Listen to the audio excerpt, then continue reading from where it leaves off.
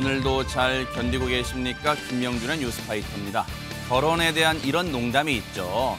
결혼은 판단력 부족, 이혼은 인내력 부족, 그리고 재혼은 기억력 부족. 그런데요, 정말로 기억력이 부족했을까요? 과거에 결혼했던 사실을 알리지 않고 새 결혼을 한 아내가 있습니다. 남편이 그 사실을 알았을 땐 이미 혼인신고 뒤였는데요.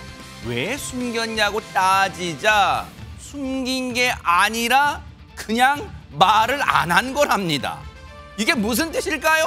그리고 과연 그 혼인신고는 취소가 될까요? 5월 28일 화요일 김명준의 뉴스파이터에서 잠시 뒤에 알아보도록 하겠습니다.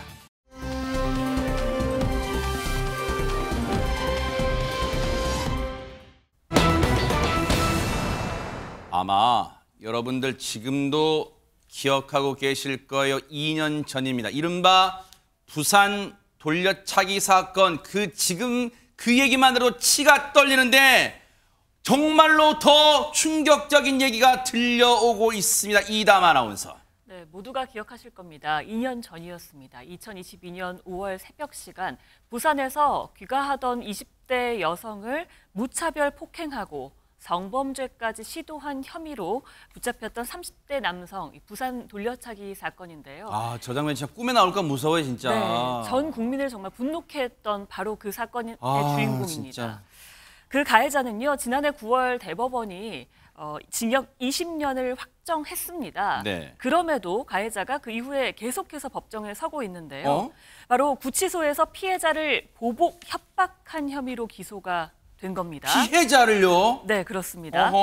그래서 어제 오후 부산지법에서 공판이 열렸습니다. 근데 이 공판에서 증인신문 절차를 시작했는데 이 과정에서 아주 충격적인 진술이 나와서 논란이 되고 있는 겁니다. 어머나, 세상에 지금 얘기만 들어도 이담 아나운서 설명만 들어도 벌써부터 지금 가슴이 콩닥콩닥 뛰는데 너무너무 오싹한데 무슨 진술이 나온 걸까요? 김현주 평론가님.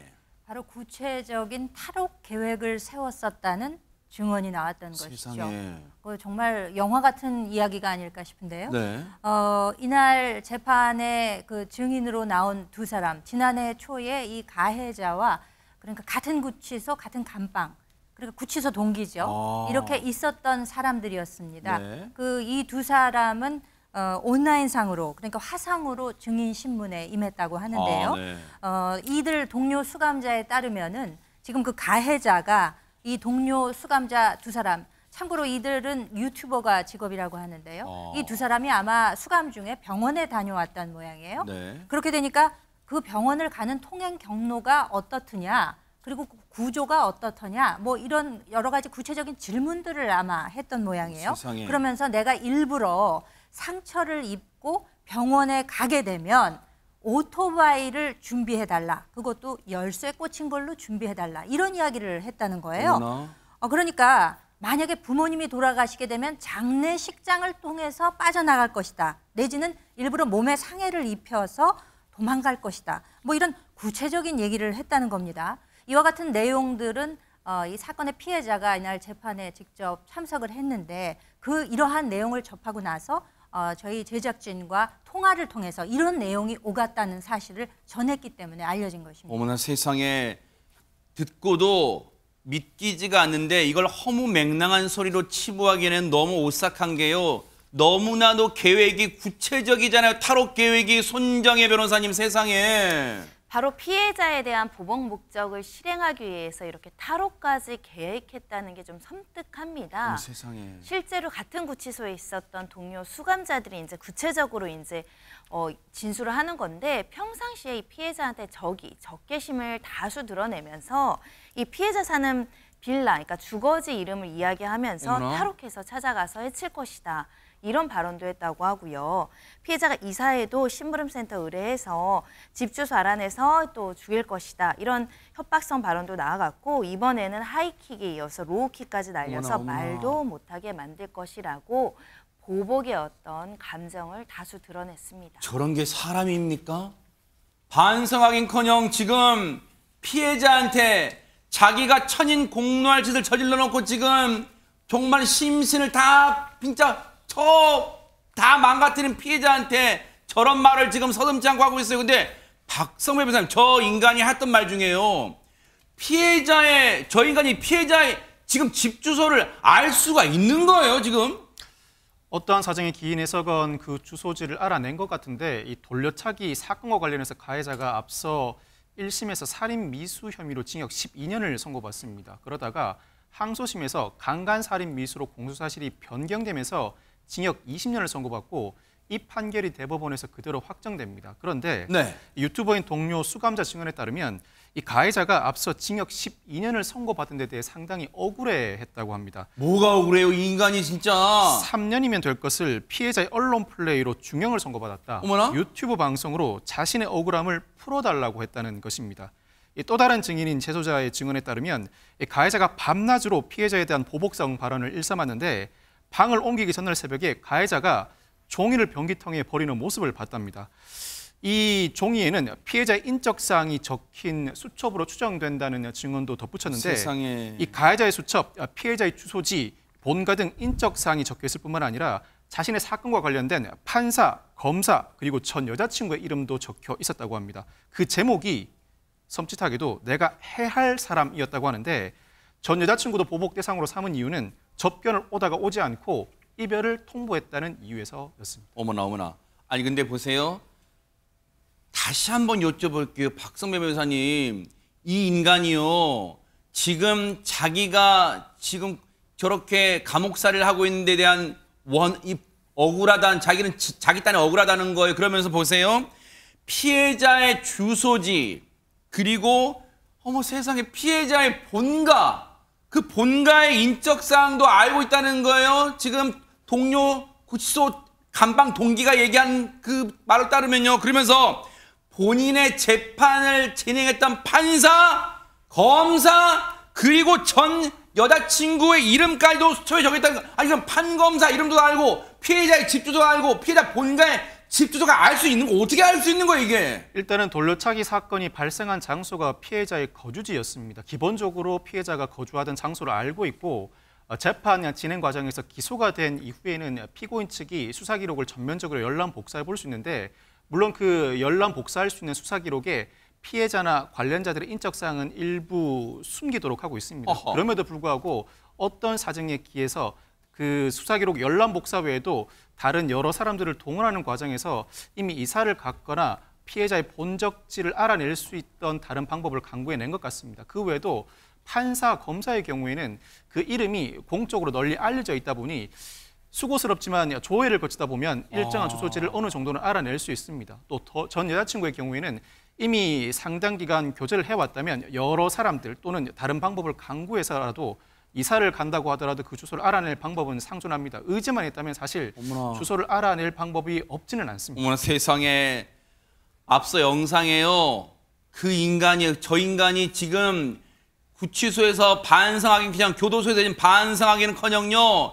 내가 나가기만 하면 피해자 가만 안 둬. 피해자뿐만 아니에요. 피해자의 가족들 그리고 자신에게 이런 형량을 선고한 판사, 구형을 한 검사, 그리고 자신에게 지금 뭔가 불리하게 한 전 여자친구 이거 다 지금 보복하겠다는 거 아니에요. 그런데 보세요. 이런 말도 안 되는 짓을 벌이려고 법정에서 하재근 판사가 무슨 반박까지 했다면서요. 그러니까 가해자의 이러한 언행에 대해서 복수의 사람들이 증언을 했는데 네. 그거를 부정했다는 거예요. 가해자가 그걸 부정한 논리가 뭐냐면 네. 평소에 나와 사이가 안 좋았던 동료 수감자들이 자기들 유튜브 수익을 위해서 자기들끼리 입을 맞춰서 지금 거짓 진술을 하고 있는 것이다 라는 논리로 자기한테 가해진 보복 협박 혐의를 부인했습니다. 하하.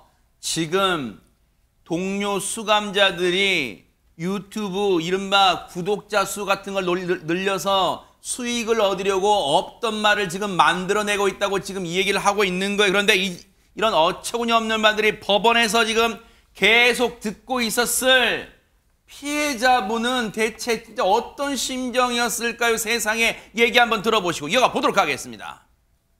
과시하는 목적으로 얘기했다라고 이렇게 생각을 했었는데 이렇게 구체적으로 얘기했을지는 사실 상상도 못했어요. 그냥 옆으로 뒤돌아 있더라고요. 계속 옆쪽만 보고 절대 앞쪽 안 보고 시선을 이렇게 외면을 하다가 그 재소자들이 자기가 부인하는 것들 심기에 거슬리면 아닌데 이렇게 하는 식으로 막 혼잣말로 하고 약간 감정을 꾹꾹 눌러 담고 있는 느낌이랄까. 근데 저는 그게 더 공포스러웠거든요. 그 분노를 저한테 풀 것 같고 저는 오늘도 죽을 수 있겠다라는 생각을 했거든요. 근데 마치 이게 저만의 일이라고 생각하면 안 되는 게 뭐 판사님 이름도 적혔었고 검사님 이름도 적혔었고 어느 누가 피해자가 될 거라고 장담할 수 있겠어요.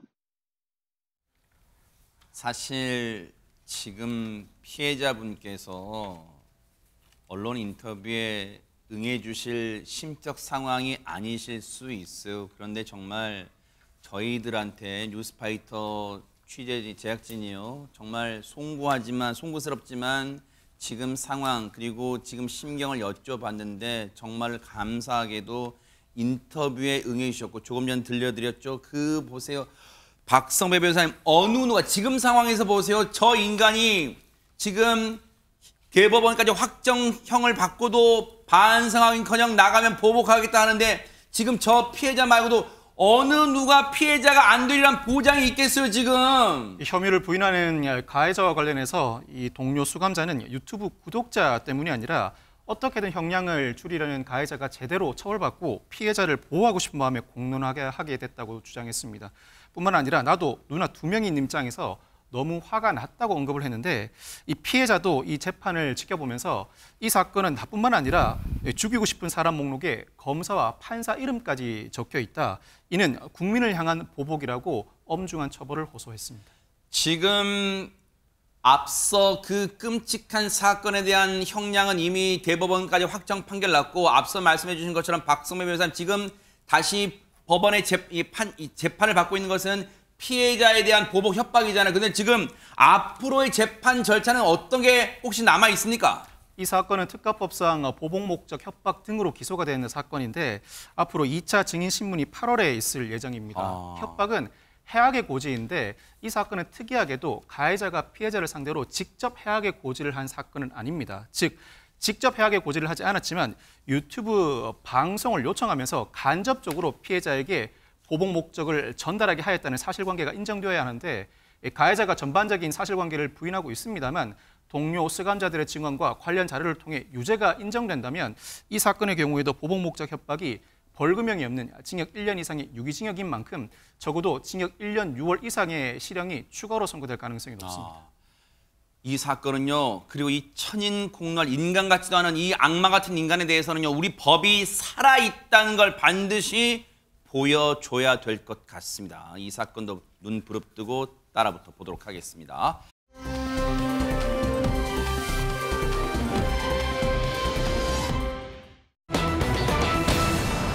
자, 제목을 보세요. 달려온 꿍이의 마음이 쿵. 제목만 보면 알쏭달쏭해요. 무슨 말인지 모르겠는데 이담 아나운서가 좀 설명 좀 해주세요. 네, 일단 꿍이는 강아지입니다. 요즘에 반려견 키우시는 분들 많잖아요. 네. 그래서 반려견을 유치원 보내시는 분들이 있습니다. 그래서 반려견들이 다니는 유치원을 개들이 다니는 유치원, 개치원이라고 부르기도 하거든요. 반려견도 유치원 다녀요? 네, 그런 게 있습니다. 네. 그런데 이 애견 유치원에 다니는 꿍이에게 일어난 일을 저희가 오늘 소개를 해드리려고 합니다. 평소에 유치원 등하원 서비스를 이용하고 있었다고 합니다. 꿍이가요. 네. 얘가 꿍인가 봐요, 지금? 네, 얘가 꿍입니다. 아이고, 네. 유치원 직원이 집으로 꿍이를 데리러 오고 또 유치원 끝나면 데려다주고 하는 등하원 서비스를 이용을 하고 있었는데 네. 사건 당일이었던 지난 23일에도 꿍이를 유치원 직원이 데려와서 집에 데려다 주는 길이었는데 사실 가족들이 집에 다 있었음에도 불구하고 유치원 직원이 그냥 집 비밀번호를 보통 집 비밀번호 누르고 들어와서 꿍이를 내려주고 가는가 봅니다. 네. 그래서 그날 또 똑같이 집 비밀번호를 누르고 꿍이를 놓고 그냥 가버렸다고 합니다. 가족들과 네. 인사를 하지 않고 그냥 가버렸대요. 네. 그 이후에 가족의 품으로 달려오는 꿍이를 보고 이 가족들은 너무나도 놀랐다고 합니다. 아니 매일 보던 이 반려견 꿍이잖아요. 그런데 그날따라 혹시 하재근 평론가님 그날따라 꿍이가 좀 독특하게 인사했으니까 꿍꿍 야, 나 집에 왔어 뭐 꿍꿍 뭐 이렇게 한 거예요. 왜 가족들이 꿍이를 보고 화들짝 놀란 거예요 그날따라? 그게 아니라 꿍이가 막 달려오는데 꿍이의 얼굴이 심상치가 않았던 겁니다. 왜요? 한쪽 눈알이 마치 탁구공처럼 돌출돼 있었다고 하는 거예요. 어머? 그러면서 한쪽 눈이 막 동공 전체가 피로 물들어 있었다고 합니다. 어머나? 너무 지금 큰 상처를 입은 듯한 그런 모습이었고 꿍이가 막 몸을 벌벌 떠면서 숨도 제대로 못 쉬고 가족한테 그 상태로 달려왔다고 합니다. 네. 가족들이 깜짝 놀라서 지금 응급 상태인 거잖아요. 네. 이 강아지를 동물병원으로 데리고 갔는데 그렇게 해서 이제 마취 지금 이 상태인가 봐요. 예. 저희가 지금 그 상처, 부상을 입은 부위는 여러분이 진짜 심장 진짜 쿵쾅 뛰실까 봐 저희가 뿌옇게 처리한 거 지금 저 부분이 눈이 그렇다는 거잖아요. 하재근 평론가님. 예, 동공이 이제 튀어나와 있었던 거예요. 동물병원으로 데려가서 마취를 하고 눈동자를 집어넣으려고 했는데 들어가지지가 않았다고 합니다. 안에 피가 가득 고여 있어서 들어가지가 않았고 어머나. 동물병원 측에서 뭐라고 그랬냐면 이거는 둔기나 압박 등에 의해서 물리적인 힘에 의해서 이렇게 된 것 같다. 근데 각막이 파열됐고 동공수도 흘러나와서 안구를 적출해야 된다. 어머나. 이러한 진단이 내려졌다고 합니다. 아니 이른바 반려견 유치원 개치원에 갔다 왔는데 이게 무슨 일이 이게 무슨 해괴망측한 일이 벌어진 거예요, 이담 아나운서. 그러니까요. 근데 꿍이가 평소에도 굉장히 순하고요. 다른 강아지 친구들이랑 굉장히 잘 어울렸다고 해요. 대체 무슨 일이 있었던 건지 너무 궁금하니까 네. 바로 유치원에 연락을 해봤다고 합니다. 아하. 유치원 대표의 답은 이랬습니다. 강아지들을 차에 태우고 다닐 때 안전을 위해서 케이지 안에 넣는데 그 케이지 안에 6마리 정도가 들어가는 모양이에요. 네. 근데 그 6마리 가운데 강아지들끼리 장난을 치다가 그 가운데 웰시콕이라는 종이 있거든요. 네. 그 종에게 눈을 물린 것 같다라고 그 대표가 이야기를 했다는 겁니다. 어머나. 아니 이런 상황이면은 그 증거를 대야 될 거 아니에요. 이담 아나운서 뭔가 믿을 만한, 왜냐면 반려견 견주 입장에서는 이거 어떻게 믿어? 그 말을 믿으라고 할 거 아니에요. 그러니까요. 이게 정확하지도 않고요. 그래서 유치원 내부 CCTV와 또 유치원에서 등하원하는 그 차량 내부에 블랙박스 영상을 좀 보내달라라고 요청을 했다고 당연히 합니다. 그랬겠죠. 그리고 유치원 직원이 일단 꿍이를 데리고 등하원을 해주면서 아파트까지 이제 들어왔던 거잖아요. 네. 그래서 아파트 내부 CCTV, 엘리베이터 CCTV도 한 달 동안 어떤 일이 있었는지를 확인을 했다고 합니다. 네. 그런데 CCTV를 보고 경악을 금치 아, 왜 못했다고 또요? 합니다. 어땠는지 영상 보시겠습니다. 아, 네. 네, 꿍이를 안고 엘리베이터에 탄 이 남성 갑자기 주먹으로 꿍이를 때립니다. 어머나. 꿍이의 머리를 때립니다. 다른 날의 영상입니다. 꿍이의 목덜미를 어머나. 잡고요. 공중에 아주 대롱대롱 어머. 들기까지 하는데요. 아이고. 또 다른 날입니다. 꽁이를 들고 이리저리 마구 흔들고요. 갑자기 딱밤을 때립니다. 어머나 세상에. 머리가 주먹보다 조금 클 텐데 딱밤을 때립니다. 이 남자 애견 유치원의 직원이었습니다. 어머나 세상에. 아니 100번 양보의 손정희 변호사님, 반려견 꿍이가 저 직원한테 앙앙 짖더라도 저런 짓을 하면 안 되는데 세상에 지금 보면 꿍이가 가만히 있는데 세상에 저런 짓을 하는 거잖아요 지금. 네, 저런 사람이 어떻게 애견 유치원에 취직을 했는지 정말 의아하다라고 말씀드릴 수 있는데요. 세상에. 문제는 가족들이 확인한 영상 12개 중에 7개에서 휴대전화, 손으로 이렇게 꿍이를 때리는 장면들이 포착이 된 겁니다. 어머나. 그리고 정말 조금 괘씸한 것이 애견 직원이 엘시코기한테 물려서 다쳤다고 하지만 CCTV 봤다고 하니까 그제야 자백을 했다는 건데요. 세상에. 자백의 내용은 꿍이가 픽업 차량에서 내릴 때 무서워서 안 내리려고 하니까 차량 안에서 주먹으로 눈을 강타했고 어머나. 그때 안구가 파열됐다는 겁니다. 어머나 어머나. 즉 꿀밤 수준이 아니라 주먹으로 힘 세게 안구 쪽으로 이제 가격을 하다 보니까 눈이 파열됐다라는 것인데요. 저게 사람이 할 짓이 진짜. 이게 얼마나 심각한 피해였냐면 이 꿍이가 당연히 굉장히 충격을 받았겠죠. 한 달간 밥 먹고 구토하고요. 배가 아파서 계속 몸을 웅크리고 산책도 거부했다고 하는데요. 지금 동물병원에 입원해 있는데 안압이 굉장히 많이 올라가 있고 상태가 좋지 않아서 이 마취도 하지 못해서 안구 적출 수술을 빨리 해야 되는데 이것도 지금 못하고 있는 실정이라고 안구 합니다. 적출 수술을요 세상에. 네, 그것뿐만이 아니라 원래 꿍이가 사람을 엄청 좋아하고 잘 따랐다고 하는데 일단 사람 보이면 무서워서 피하고요. 어머나. 가족들도 못 알아보고 피하는 상황이라고 합니다. 아니 세상에 이 정도면요 진짜 이거 범죄 아닙니까? 아니 박성배 변호사님 저 인간 저 직원이라는 인간은 어떻게 처벌 어떻게 할 수 있습니까 진짜? 일단 견주는 꿍이를 폭행한 20대 남성 직원을 동물보호법 위반으로 경찰에 고소했습니다. 이 동물보호법에 따르면 동물에게 고통을 주거나 상해를 입히는 행위는 2년 이하의 징역 또는 2천만 원 이하의 벌금에 처하도록 하고 있습니다. 물론 아동학대 사건처럼 보호의무자의 행위에 대해서 가중처벌하는 규정을 따로 두고 있지는 않습니다만 보호의무자의 행위인 만큼 양형상 충분히 가중사유로 삼을 수 있습니다. 한편 애견 유치원 측도 책임을 인정하고 치료비 등을 전적으로 부담하겠으며 영업을 중단하겠다고 밝혔습니다. 세상에서 가장 잔인하고 무서운 게 사람이란 말을 실감케 하는 그런 사건이었습니다. 법의 따끔한 맛을 보여주길 바랍니다.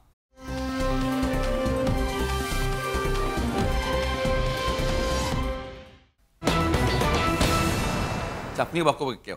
지금 김호중 씨, 소속사 대표, 본부장하고 같이 구속돼가지고 지금 재판을 기다리고 있는데 그간 김호중이라는 사람의 모습 다시 한번 보시고 이어가 보도록 하겠습니다.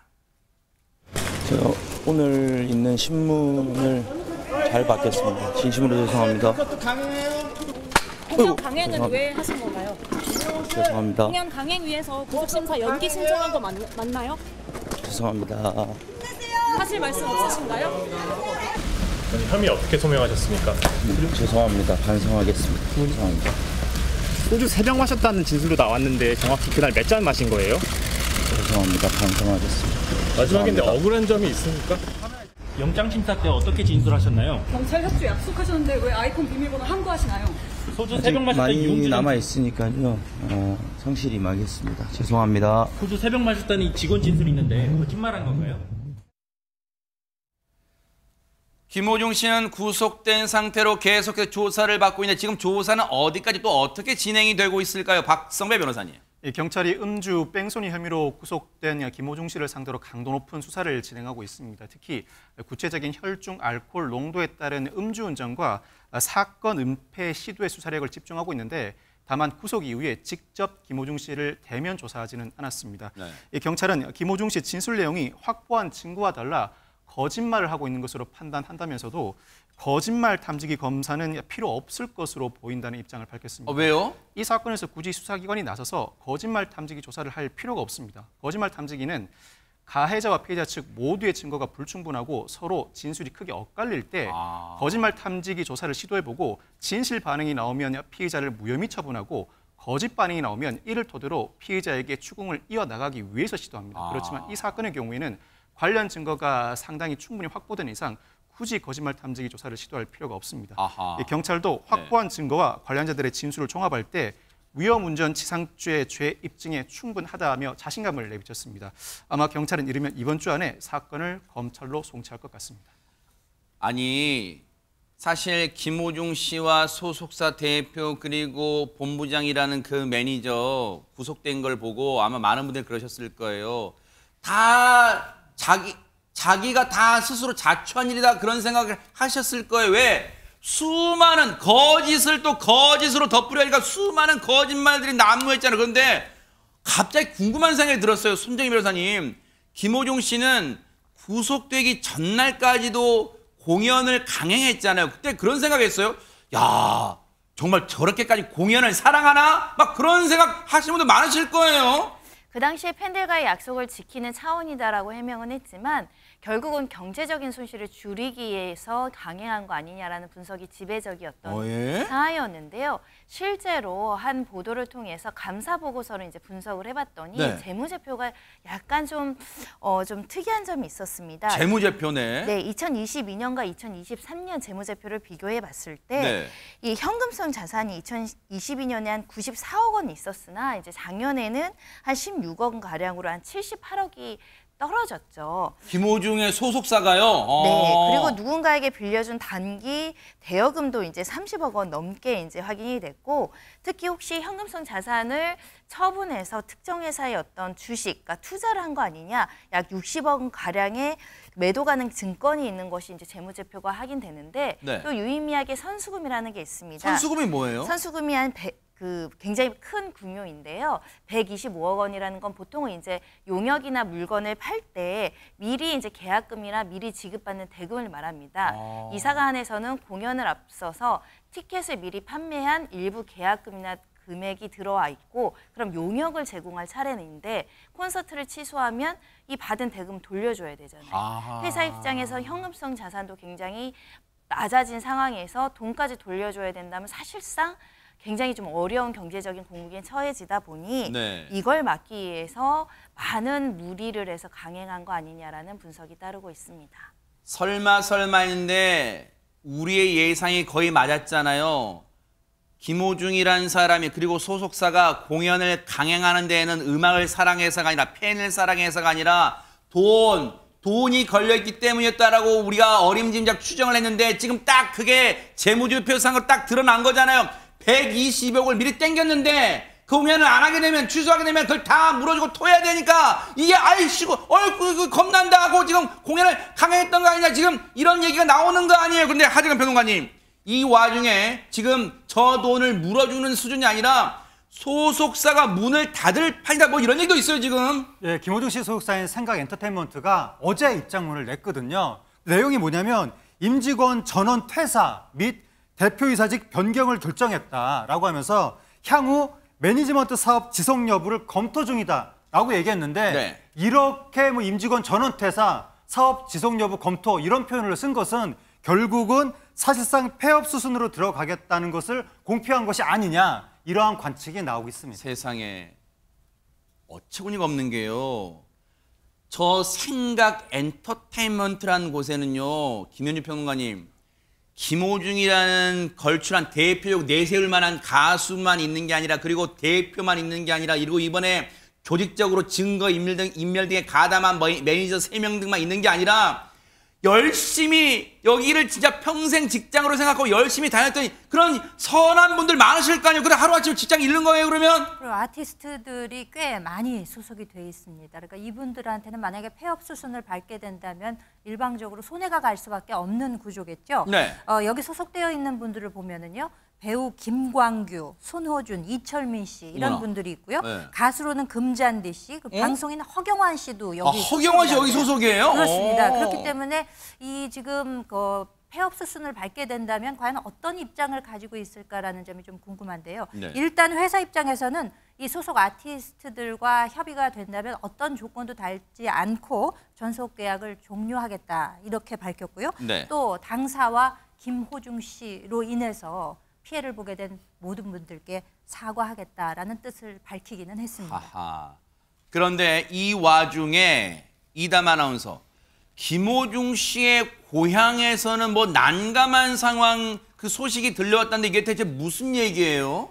김호중 씨가 고등학교를 졸업한 곳이 김천이거든요. 경북 김천? 네, 그래서 이 김천에서요 벚꽃 명소인 연화지와 이제 김호중 씨가 졸업한 김천 예고를 잇는 길에 김호중 소리길이라는 거를 2022년에 이건가 봐요. 네, 2억 원 정도를 들여서 만들었습니다. 네. 실제 뭐 여기 관광객이 많이 늘었다고 하더라고요. 그래요? 네. 그런데 저런 벽화도 있어요? 네, 사태가 불거지자마자 이 김호중 소리길 철거를 원한다라는 민원이 빗발쳤다고 해요. 근데 김천시 같은 경우에는 아직까지 수사 상황을 좀 지켜볼 것이다. 당장은 철거 계획이 없다. 라고 했습니다. 네. 그리고 방금 말씀드렸던 김호중 씨가 졸업한 그 김천 예고에는 트바로티 집이라는 쉼터가 하나 있습니다. 이거는 2020년에 준공이 된 건데요. 김천시가 교내 휴게시설로 한 2,400여만 원 정도를 지원해서 이 학교 내에서 만든 건데 그것도 꽤 돈 많이 들어갔네요. 네, 내에서 이름을 트바로티의 집이라고 짓고 김호중 씨 관련한 저런 자료들을 다 설치를 한 겁니다. 네. 그런데 이제 학교에 민원이 많이 들어오고 있는 거죠. 학생들에게 교육적으로 좋지 않다. 교육적으로 좋지 않다. 그러니까 이것도 철거해달라라고 민원이 계속해서 들어오고 있는데요. 네. 경북도 교육청 관계자에 따르면 학교 측에서 아직 공식적인 철거 계획은 없다라고 했습니다. 얘기를 들어보니까 하재근 평론가님, 물론 지금 민원이 빗발쳐요. 저거 없애라! 얼마나 교육적으로 안 좋다! 막 이렇게 민원이 빗발치는데 그렇다고 해도 이걸 무작정 없애기도 또 그대로 존치하기도 참 애매한 상황 같기도 하다. 뭐 그런 생각 들어요. 특히 그 김호중 소리끼리 지금 크게 논란이 되고 있는데 거기에 대해서 김천 씨가 아주 고심하고 있다고 합니다. 지금 김호중 씨 일부 팬들이 그제 김호중 소리길 철거 반대 성명문을 발표했다고 하는데 그 내용이 네. 사법적 판단이 나오지 않은 이상 철거는 시기상조다. 네. 반성하며 뉘우치는 김호중에게만 이다지도 가혹한 돌을 던지려 하는가. 네. 이런 식의 내용이 있었다고 합니다. 근데 이제 김천 씨 입장에서는 김호중 씨 팬들보다도 김천 시민들의 여론을 더 이제 신경을 많이 쓸 텐데 그러네요. 네. 이 김호중 소리길이 생기고 나서 1년 만에 김천의 관광객이 140%가 늘었다고 합니다. 그래요? 작년에도 여기 방문자가 15만 명이었다고 하는데 와. 그러면 이 근처에서 영업하는 김천 시민들 중에서 여기에 생계에 도움을 받는 그러겠네요. 그런 분들도 있겠죠. 그러니까 그런 시민들 경우에는 이 철거를 반대할 가능성도 있는 것이고 그러다 보니까 이제 김천시 입장에서는 지금 고심이 깊어지고 있는 것 같습니다. 야, 이거 하재근 평론가님 얘기 들어보니까 쉽지 않은 문제인데 이거 어떻게 결론 날지 뉴스파이터도 차분하게 이 상황 좀 지켜보도록 하겠습니다.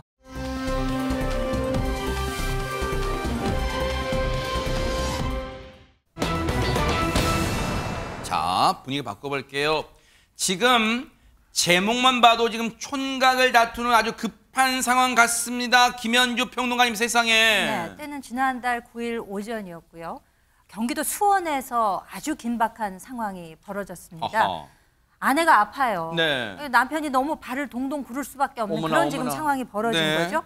이 운전을 하고 이제 출발을 하려고 하는데 왜 그런 일이 벌어졌느냐? 이 아내가요.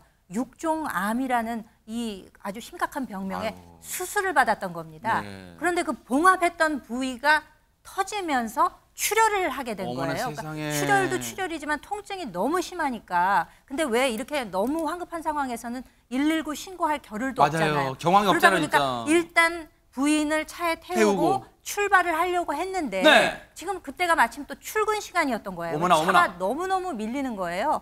그러니 이 남편 생각이 어떻겠습니까? 이러다가 저렇게 피를 많이 흘리다가 잘못되는 거 아니야? 이렇게 하면서 발을 동동 구르고 너무너무 안타까운 상황이었다고 합니다. 아마 감정 이 상황 이입을 해보면 아마 저 같아서 머리가 하얘지고 판단이 막 안 섰을 것 같아요. 뭐 어떤 생각이 안 났을 것 같아요. 세상에. 그리고 게다가 지금 손정임에서 옆에서 아내분은 막 고통에 막 스님 소리 내고 막 그래서 그 아파하는 모습 보면 더더욱 지금 판단이 안 설 거 아니에요, 지금. 네, 제정신으로 달려가기가 굉장히 쉽지 않고 정말 마음이 초조할 수밖에 없는 상황인데요.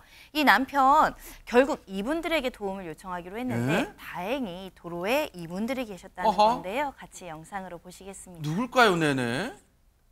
지금 급히 병원으로 향하던 운전자가요. 네. 경찰 보고 저렇게 멈춰서죠. 어허. 출근 시간이어서 교통경찰이 있었던 겁니다. 어허. 도움을 요청하고요. 이 네. 사정을 들은 경찰이 지금 보시는 것처럼 사이드카에 올라타죠. 어머나. 긴급 호송작전 시작됩니다. 이야. 앞뒤에서 에스코트 하기 시작하는 장면인데요. 이야. 지금 차량 엄청 많잖아요. 네. 이 지금 정지 신호로 차량이 정체되는 순간에도 중앙선 넘어서 길을 어머나, 어머나. 안내해주고요. 우와. 또 한 경찰은 내려서 수신호로 2차 보내야 된다 이렇게 안내까지 합니다. 이렇게 막힌 길 요리조리 피해서 에스코트한 경찰 덕에 짧은 시간 안에 병원 응급실에 무사히 도착할 수 있었습니다. 세상에 진짜 아니 보는 저희가 속이 다 진짜 후련하고 이제 안도의 한숨을 내쉬는 그런 장면인데 경찰분들은 어떻게 한치의 고민도 없이 저렇게 재빠르게 행동에 나설 수 있었던 걸까요? 얘기 들어보시고 이어가 보도록 하겠습니다. 한번 내부를 봤더니 정말 그 아내분께서 피가 흘려가지고 수건으로 이렇게 감싸고 있는데 그 수건 부분에 이제 흥건한 피가 많이 묻어 있더라고요. 그래서 저희들이 정말 응급한 환자구나. 가장 긴장된 부분이 아침 출근 시간대라 바쁘게 다 움직이시기는 운전자분들이라 저희 경찰관 수신호나 그런 사이렌 소리를 듣지 못하고 또 진행하는 차량이 많기 때문에 그 차로 인해 저희들도 또 사고 날 수 있는 염려가 있기 때문에 그런 부분이 가장 걱정스러운 부분입니다. 그러니까요. 사실은 이 사이렌 소리 삐삐 한다지만 사실 아침 출근 시간에 경황이 없는 운전자들 그거 못 들을 수도 있잖아요. 그렇다면 하재근 평론가님, 지금 말씀대로 경찰분들도 에스코트하는 도중에 경찰분들 본인의 안전도 좀 이 위험할 수 있는 그런 상황이었어요, 진짜. 그렇죠. 뭐 경찰분들이 무슨 탱크 타고 다니는 것도 아니잖아요. 네, 오토바이잖아요. 그렇죠. 오토바이 타고 긴급하게 움직이다 보면 맞아요. 어떤 일이 발생할지 모르는 건데 저 경찰분들이 이거는 초긴급 상황이다라고 판단해서 네. 두 분이 사이카로 앞뒤로 저렇게 호송을 한 거예요. 교통 정리까지 다 해가면서 네. 저렇게 이제 빨리 이제 긴급히 지나가니까 다른 운전자분들도 아마 협조를 해준 것 같습니다. 어허. 그래서 즉 저 때가 아침에 출근길 시간대였는데 네. 저기를 수원의 도심 도로 6.5km 구간이었는데 6.5km요? 출근 시간대 어머나. 도심을 저희가 평소에 2~30분은 걸리는 구간인데 어머나. 5분 만에 어머나. 주파해서 안전하게 병원 응급실에 도착했다고 합니다. 세상에 수십 분 걸릴 거리를 그 교통체증이에요. 그런데 단 5분 만에 경찰분 도움으로 지금 병원에 무사히 도착했어요. 얼마나 정말 경찰분께 고마워하실까요? 얘기 들어보시고 이어가 보도록 하겠습니다. 응급실 가서 인수인계하고 상황 설명해 주시고 꽉 올라가서 진짜 하는 것까지 이제 보시고 나서 가시더라고요. 세상은 조금 더 늦었으면 뭐 지금 어떻게 되고 있는 상황인지는 아무도 장담 못하죠. 그때는 정신이 없어서 내가 아무 말씀도 못했는데 지금도 애 엄마가 치료 잘 받을 수 있던 것에 대한 감사함을 표할 뿐이죠. 왜 안 그러겠어요? 사실은 그때 당시에도 경황이 없어서 고맙지만 고마움을 표시할 겨를도 없었어요. 왜냐하면 일단 남편분 입장에서는 아내분이 일단 걱정되니까. 근데 지금 이제 모든 상황이 끝나고 박선배 변호사님 정신을 차려보니까 정말 감사합니다. 이 말씀 하시네요, 진짜. 그렇습니다. 경찰의 빠른 대처 덕에 병원으로 긴급 후송된 아내 다행히도 무사히 건강을 회복한 것으로 알려져 있습니다. 아이고, 다행이네요. 골든타임을 놓치지 않은 것인데 네. 이 경찰에 따르면 차량이 정체됐을 때 중앙선을 넘어서 진행할 수 있도록 중앙 분리대가 없는 도로를 선택했다고 합니다. 세상에. 그 짧은 순간에도 적절한 경로를 찾아내는 것입니다. 이 경찰들은 겸손하기까지 했는데 경찰관으로서 마땅히 할 일을 했을 뿐이고 앞으로도 시민 안전을 위해 노력하겠다고 밝혔습니다. 세상에 정말로 우리 곁에 늘 있는 경찰분의 감사와 그리고 고마움을 제대로 느낄 수 있는 그런 상황이었습니다. 정말 우리 경찰분께 다시 한번 감사의 박수 보내드립니다.